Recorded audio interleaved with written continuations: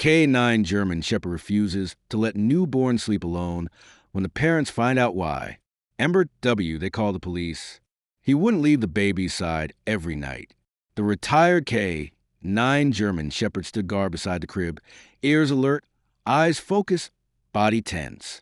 At first, the parents thought it was cute. Then it became strange. He barked at the nursery door. He growled when they tried to move him. And on the third night, what he did made them grab the phone and call the police in sheer panic. What this loyal dog sense will leave you speechless. What the officers discovered afterward changed everything. Before we begin, make sure to subscribe to the channel, like this video, and turn on notifications so you never miss a story like this. Because sometimes the ones who can't speak are the ones who save us. Emily Sullivan stood quietly in the nursery doorway, watching her newborn son sleep. The room was warm and softly lit by the glowing night lamp shaped like a moon. Little Noah, just 8 days old, lay peacefully in his crib, swaddled tightly, his tiny chest rising and falling with gentle rhythm. Emily's heart swelled with love, exhaustion, and the thousand small fears that came with being a new mother. But something else caught her attention. Lying right next to the crib, with his chin resting on his front paws and his golden brown eyes locked on the baby, was Max, their 8-year-old retired German Shepherd K9. He hadn't moved in hours. "Come on, Max," she whispered, walking into the room. "Go rest, boy. You need sleep, too." Max didn't even blink. Josh, her husband, stood behind her in the hallway, scratching his head, still in his t-shirt and sweatpants. "Is he still there?" he asked. Emily nodded. "He hasn't left the baby's side since yesterday morning. Not once." Josh stepped into the room and crouched down beside Max. "Come on, buddy. Let the baby sleep. You've done your shift." Max didn't budge. Instead, his ears twitched and he let out a soft, low growl, not at them, but toward the crib. Josh looked up at Emily. "Okay, that's weird." Max had always been loyal. They had adopted him from the K9 unit 3 years ago when he retired after years of police work in search and rescue, protection, and threat detection. He'd saved lives, tracked missing kids, disarmed suspects, and even after leaving the force, he had always been calm, predictable, and gentle with kids. But now, something had changed. "Maybe he's just being protective," Emily said. "It's his instinct."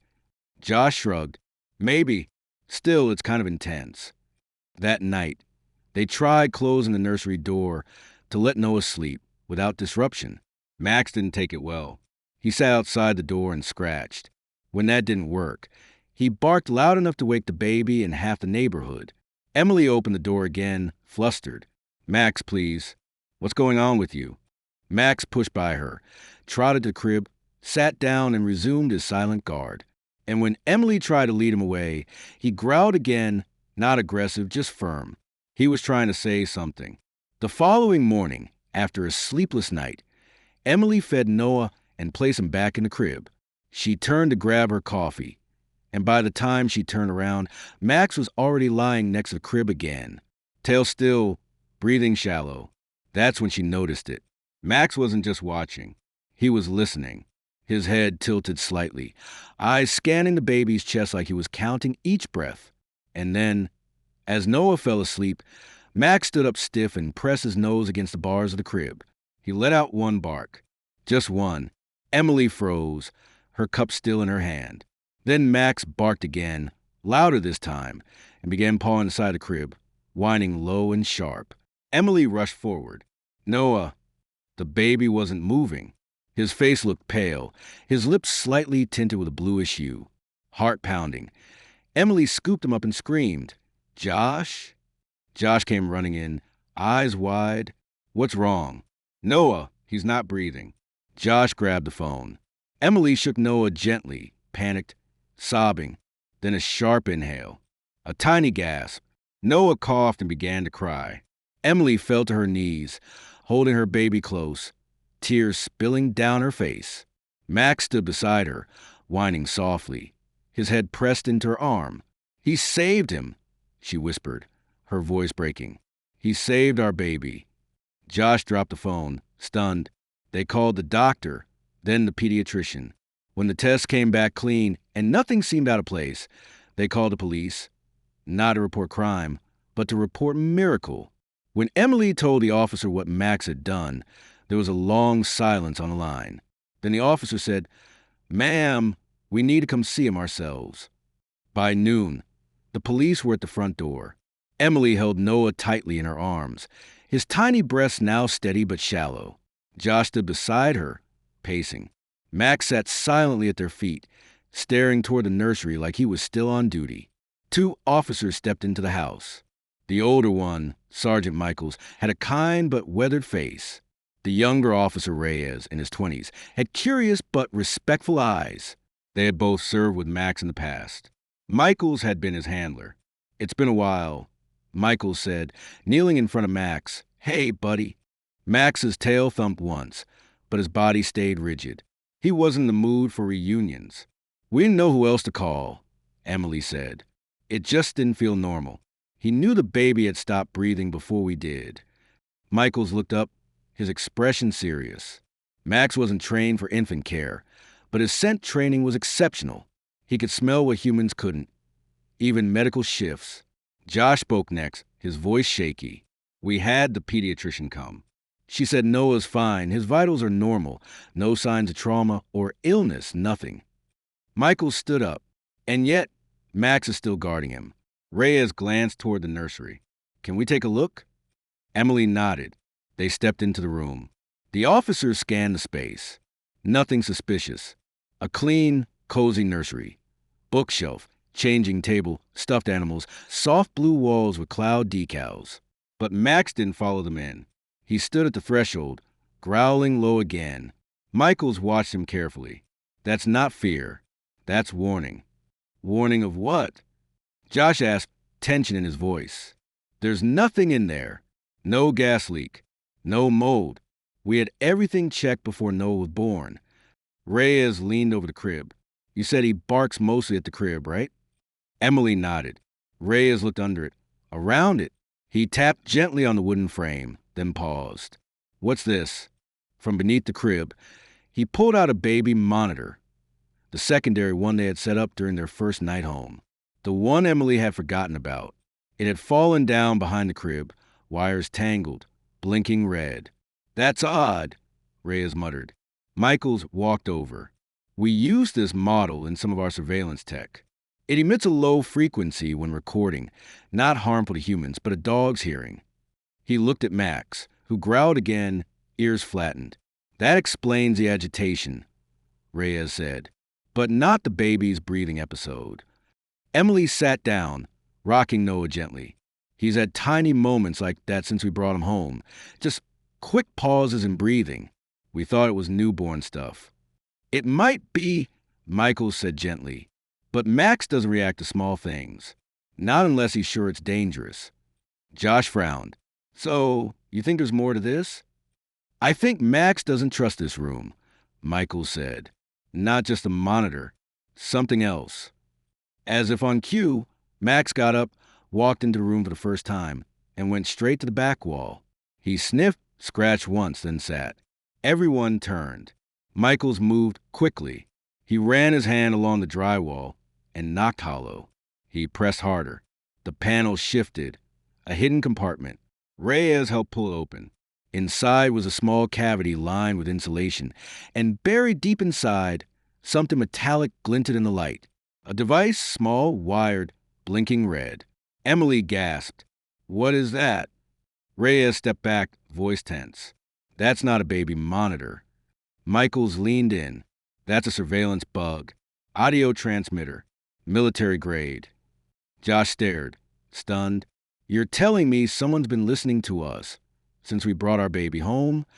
"Longer," Michaels said grimly. "That model has a battery life of months." Emily clutched Noah tighter, trembling. "Why? Who would do this?" Michaels didn't answer immediately. He turned to Max, who sat protectively beside the crib again, watching the hidden wall. "He knew," Michaels whispered. "All this time, he wasn't protecting the baby from what was around him. He was protecting him from what was already here." The room fell silent. Outside, a siren wailed faintly in the distance. Inside, Max stood up and walked to the door as if waiting for what was coming next. That night, Emily couldn't sleep. She lay in bed with Noah in the bassinet beside her, watching the baby's chest rise and fall with every breath. Josh had passed out on the couch after speaking to another set of officers, exhausted from trying to understand what had just happened in their home. But Max, he wasn't resting. He paced the hallway, slow and silent like a soldier on patrol. Every so often, he'd poke his head into the bedroom, check on Noah, then disappear again into the shadows. Emily didn't stop him. After what he had done, what he had sensed, she trusted Max more than any human at that point. The hidden surveillance device was gone. The police had sealed the nursery. Officers were running diagnostics on the bug, trying to track its origin, but there were no immediate answers. Who had placed it there? When? Why? The official theory was that someone had been spying on the Sullivans, possibly for information, blackmail, or reasons unknown. But Max's behavior said it wasn't over. Emily got up quietly and walked into the kitchen, pouring a glass of water. Max was standing by the back door, motionless, his ears perked, his eyes fixed on something outside. "What is it, boy?" she whispered. He growled low, deep in his throat. Emily stepped closer. The backyard was dark, lit only by a single motion-activated floodlight. The trees swayed gently in the wind. Everything looked normal. Then the sensor light flickered. On, off, on again. Max let out a short bark. Josh rushed in, half awake, eyes wide. "What's going on?" "Something's outside," Emily said. Josh grabbed a flashlight and stepped onto the porch. Max immediately took position beside him, muscles tight, ready. They scanned the yard. Nothing. Just quiet air and a swinging branch. But Max didn't move. His eyes were still locked on the far corner near the shed. Josh hesitated, then slowly moved toward it. Max barked sharply and lunged forward. Suddenly, from the side of the fence, a figure bolted, dressed in black, face covered. "Hey!" Josh shouted. The flashlight caught the man's back just as he jumped the fence and disappeared into the woods behind the property. "Was that?" Emily screamed from the doorway. "Yes!" Josh yelled. Someone was watching the house. Max didn't chase. Instead, he stood by the baby's window, growling up at the room. It was the same spot where the bug had been hidden, the same wall where he had first sounded the alarm. Emily's heart pounded. This wasn't random. Someone was targeting them. The next day, detectives arrived with more advanced equipment. They swept the house for signals, devices, tampering, anything. They found 2 more bugs, one behind a living room outlet, another inside a smoke detector in the hallway. None of them would have been noticed without Max's earlier alert. Sergeant Michaels returned that afternoon, shaken. "This wasn't an accident," he said to Josh and Emily. "And it wasn't petty. These bugs were installed with precision. Who would do something like this?" Emily asked. Michaels lowered his voice. "You mentioned something during your call that got passed to our cybercrime division. You said you had installed a smart camera system in the baby's room last month." Josh nodded. "Yeah, just something simple. Wi-Fi monitor, motion sensor. Never got around to linking it to the cloud, though." Michaels glanced at his partner, then back at the couple. "We trace an intrusion attempt into that system. Someone tried to access it remotely from an IP address tied to a burner phone, registered to a fake name." Emily felt her throat close. "So they were trying to watch the baby?" Josh stood up, fists clenched. "But why? What could they possibly want from us?" "We don't know yet," Michaels admitted. "But I can tell you this. Your dog, Max, he saved your son. And not just once." He looked down at the German shepherd sitting quietly at their feet, now calm again. "He's still alert, which tells me this isn't over." Emily picked up Noah, who was now gently in her arms. Max stood and followed her, never more than a foot away. She turned to the officer. "What do we do now?" "You trust your instincts," Michael said. "And more importantly, you trust his." As night fell again, Max resumed his place by the crib. But this time, Emily didn't try to move him, because now she was just as afraid as he was. The next morning, Emily barely touched her coffee. Her hands trembled slightly as she watched Max sitting in front of the nursery door, motionless, alert, unwavering. Noah was peacefully asleep inside, his breathing normal, his tiny hand curled near his face. The room had been checked again. Every inch, no new bugs, no new signals. But Max hadn't let down his guard. Josh returned from the station with a manila envelope under his arm and a storm behind his eyes. They pulled the IP logs from the smart monitor, he said, tossing the folder onto the kitchen table. Michaels and his team were right. The signal came from a burner, but that burner pinged from our neighborhood. Emily stared at him. What do you mean? I mean, the signal came from 2 houses down, from Elliot's place. Elliot was Josh's longtime friend, a tech consultant who had helped install their nursery monitor and baby gear when Emily was still in the hospital. He had access, and now everything pointed to him. Emily felt her blood run cold. You think Elliot did this? Josh didn't answer at first. He sank into the chair and buried his face in his hands. I don't want to, but I can't ignore it.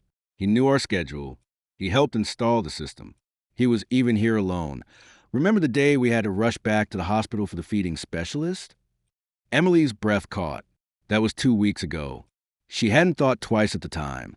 Did the police go talk to him? She asked. Josh shook his head. Not yet. They're waiting for a warrant. Max suddenly stood up, ears perked. He growled once and moved toward the window, standing tall. Emily followed his gaze. Someone was walking up the front path. It was Elliot. Josh stood instantly, moving to intercept. Emily grabbed Max's collar, but the dog growled louder, baring his teeth. Josh opened the door a crack. Hey, he said, tight-lipped. Elliot smiled too casually. Hey, man, just wanted to check in on the little guy. I brought a small gift. Josh didn't move. You didn't call first, Elliot shrugged, holding up a small blue gift bag. Didn't think I needed to. Max growled so loud now that it made the hair on Emily's arm stand up. He was pressing hard against her, trying to get through the doorway. Elliot raised an eyebrow. What's with him? Josh didn't blink. You tell me. The smile faded just a bit. Is something wrong? Emily finally let go of Max. The dog darted forward and stood between Josh and Elliot, snarling, his body stiff, his eyes wild with warning. Elliot took a step back. What the hell is wrong with your dog? Max barked sharply and viciously, not out of fear, out of defense. Josh stepped between them. You need to leave. Elliot's eyes narrowed. Are you serious right now? We know someone accessed the baby monitor. The signal came from this neighborhood, from your house. Elliot laughed too fast, too forced. That's ridiculous. We'll let the police figure that out, Josh said, his voice like ice. Max took one final step forward, and Elliot dropped the gift bag, then ran.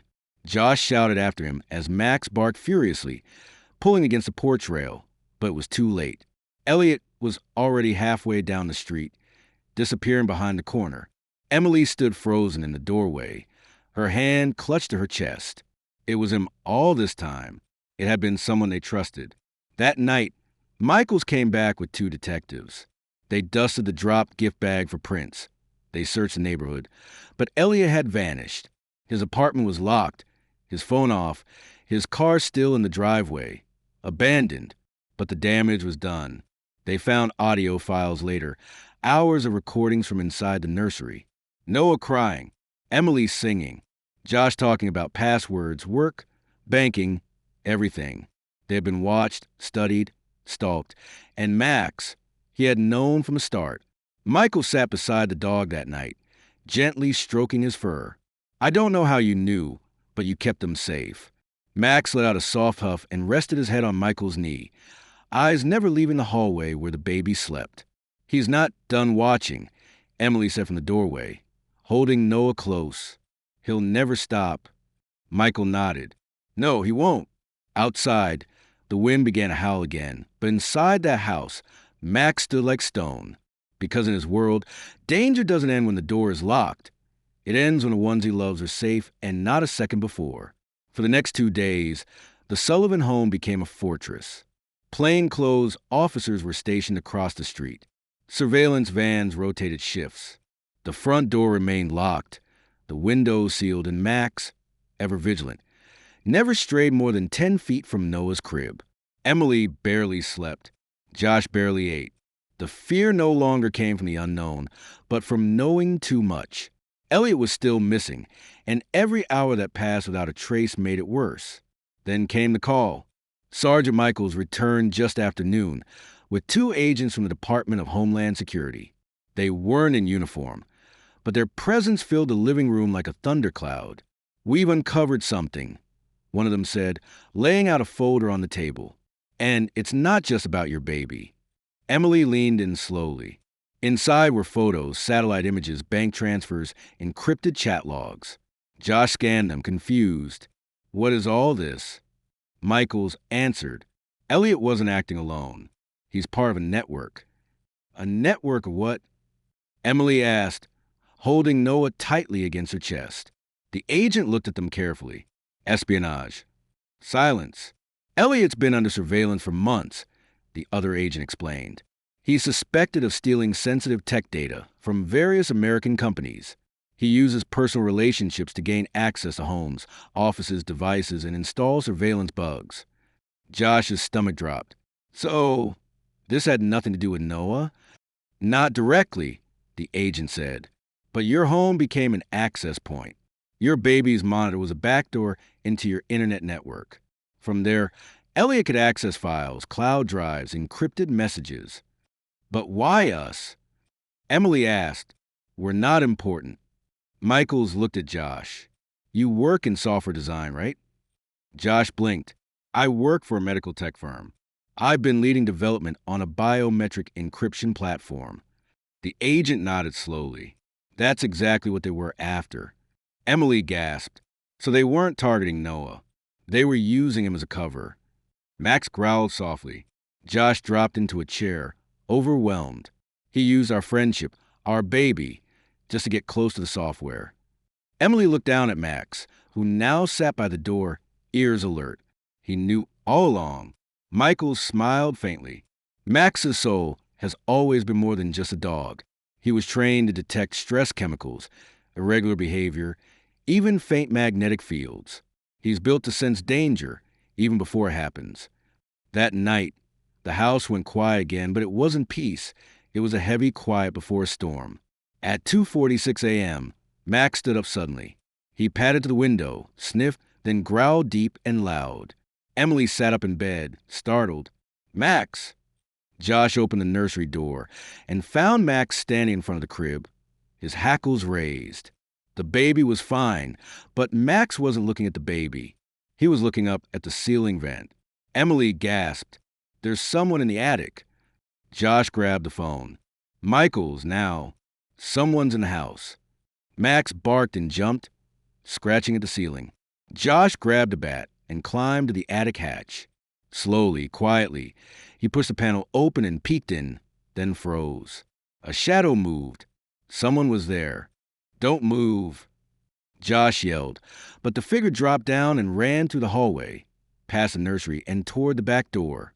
Max didn't hesitate. He bolted through the living room, down the hallway, out into the yard, and tackled the intruder just before he hit the fence.